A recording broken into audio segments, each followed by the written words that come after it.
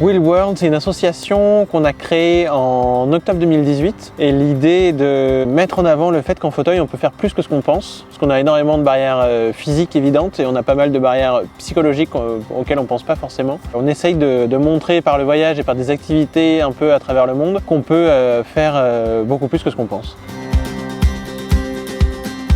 Je suis paraplégique en T4, donc c'est juste en dessous des pectoraux. J'ai été blessé lors des attentats du Bataclan et du coup il y a une balle qui a sectionné la moelle épinière, ce qui fait que je ne sens rien, j'ai plus de sensibilité ni de mobilité en dessous des pectoraux.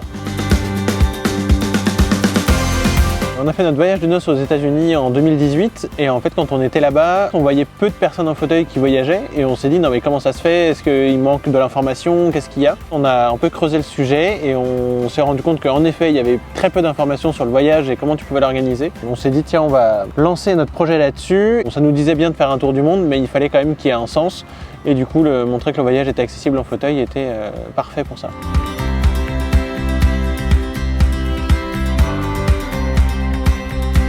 En gros, quand on est parti en tour du monde, on s'est dit il y a un truc qu'on veut absolument, c'est avoir un toit à peu près accessible sur tous les soirs. Et donc du coup, on a réservé tout en avance. Ça nous a pris des heures carrées parce qu'en fait, des mois. Du coup, on a tout réservé 6 mois avant. En fait, réserver un logement, en gros, c'est chercher sur internet des choses qui sont accessibles. Alors c'est toujours un peu compliqué parce qu'accessible, c'est un bien grand mot. Et puis ensuite, c'est passer des heures à envoyer des WhatsApp, passer des coups de fil, envoyer des mails, etc. Aux propriétaires de l'hôtel ou de la chambre d'hôte et tout ça.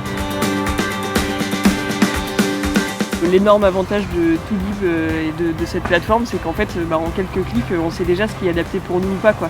Donc il n'y a pas de notion universelle d'accessibilité qui en fait n'existe pas. On sait exactement quels sont les aménagements, voilà, du coup c'est quand même hyper pratique, quoi.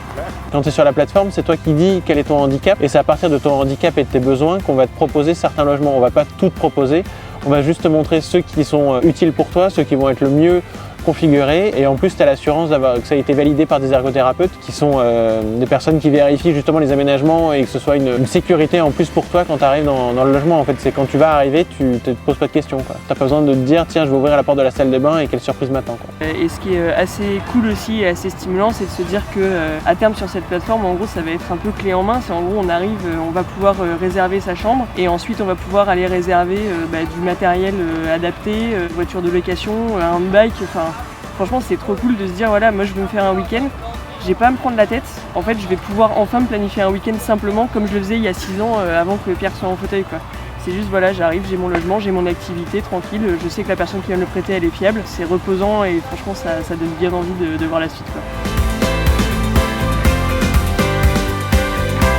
Nous aujourd'hui notre slogan entre guillemets c'est vivre c'est d'abord oser. Franchement on a vécu des expériences de fou partout dans le monde et partout en France. Au tout début quand Pierre est passé en fauteuil on avait trop peur, quoi. Et le fait de lever une première barrière psychologique en essayant d'y aller, en fait on se rend compte qu'il y a plein de trucs qui sont faisables et au fur et à mesure on lève de plus en plus de barrières.